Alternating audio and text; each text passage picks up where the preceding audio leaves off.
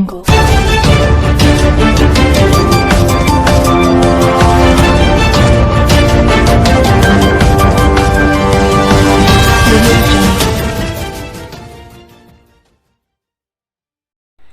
वालेकुम। Asia 41 news के साथ मैं हूँ आपकी मेज़बान मुतरबा यूसुफ।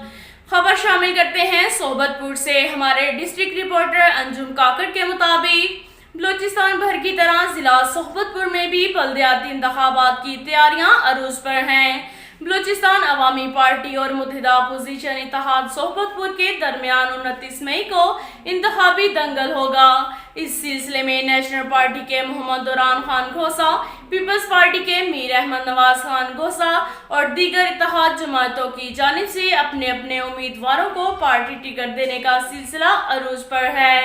वाज़िह रहे कि दोनों ग्रुप्स की तरफ से कुछ वार्डों में उम्मीदवार बिला मुकाबला भी कामयाब हो चुके हैं।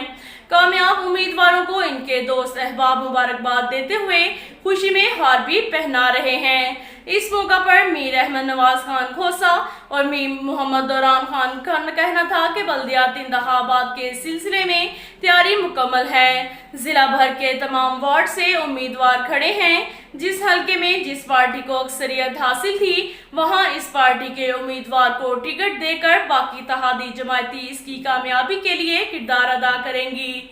अगर इंतखाबी अमल में सरकारी मशीनरी इस्तेमाल ना हुई तो मुत्तहिदा अपोजिशन की उम्मीदवारों की कामयाबी यकीनी है।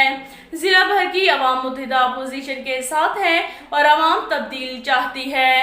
अब तक के लिए इतना ही काफ़ी है। मिलते हैं अगले बुलेटिन में, हमारे साथ रहिएगा। अल्लाह हाफिज।